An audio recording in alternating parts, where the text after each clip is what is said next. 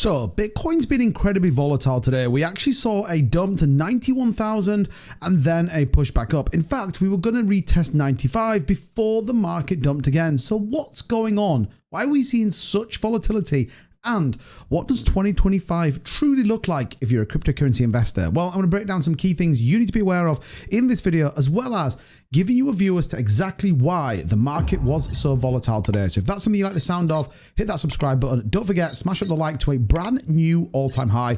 Let's get into this video. So the crazy raid and move on Bitcoin today. We've seen extreme volatility over the course of the last, 12 hours or so. We opened up the day, certainly for me here in the UK anyway, we opened up relatively flat, consolidating around this kind of 93.5K, which we seem to have been to for quite some time. We then got this push down when the US market's opening, bottoming around 91,600 before a significant swift move to the upside. So you ask yourself the question, well, what was going on?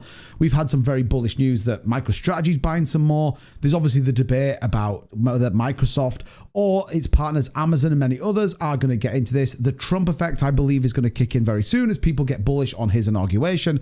But ultimately, the big deal is we then saw an injection of capital. There was a big move in the market, specifically by one entity, which we're going to take a look at in just a minute, that pushed the price up by nearly $3,000 in a mere number of hours. And these are the things you need to understand, where you kind of think, well, this is a game I can't win. I just have to take my little piece of the puzzle. I need to be prepared for if the market is as volatile as it is. So the question has to be, what happened? Well, the reality here is that USDT and Tether bought over $705 million worth of Bitcoin for its reserve. It now holds $7.7 billion.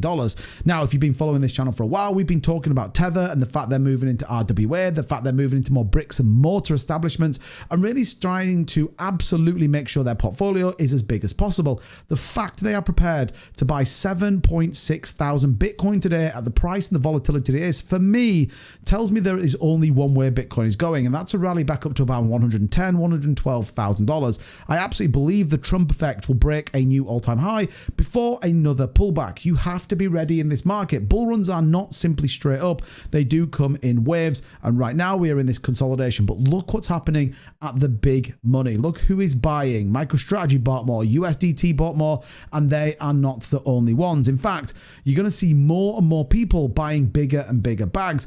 While at the same time, you are going to see some of these corrections. Take 2017 as an example. You can see some of the corrections that came up as we rallied all the way down from $600 up to that all-time high of around 22,000. You fast forward to 2021 and exactly the same sentiment happened. Now, institutional investment has stopped us seeing these big 20, 30, 40% corrections.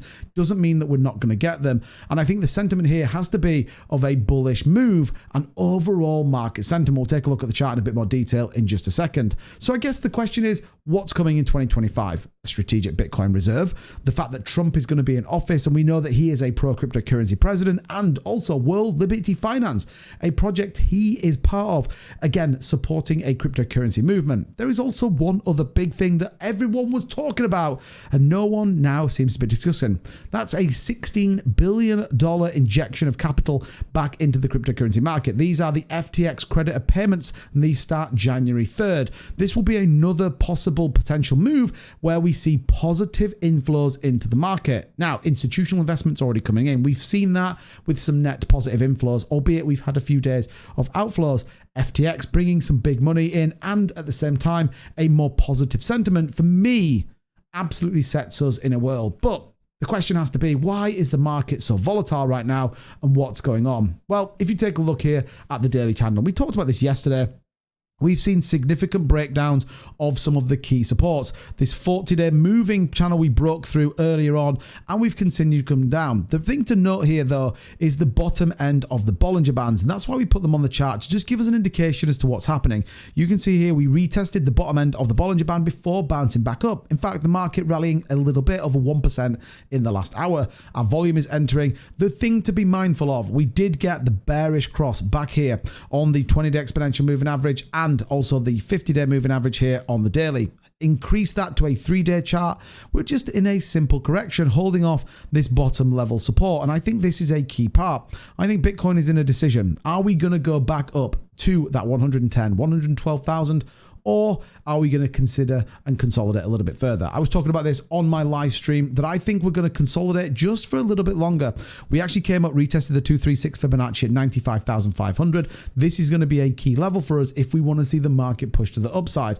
Right now, in my opinion, for the next week, I think we see further consolidation ranging from this lower 90,000 up to maybe as high as around 98,000 as we move forward. Then I think the market will reverse and we'll start to retest some of these key levels as we start to break a potential all-time high of around $110,000 to $112,000. But as always, let me know what you guys think in the comments down below. Let me know what you think of the whole volatility today. And if you enjoyed this type of content and you want to hear more, then make sure you subscribe to the channel. We're here 6 days a week to bring you the latest and greatest in cryptocurrency. So until the next time, thank you so much for watching and we'll see you soon. Bye-bye.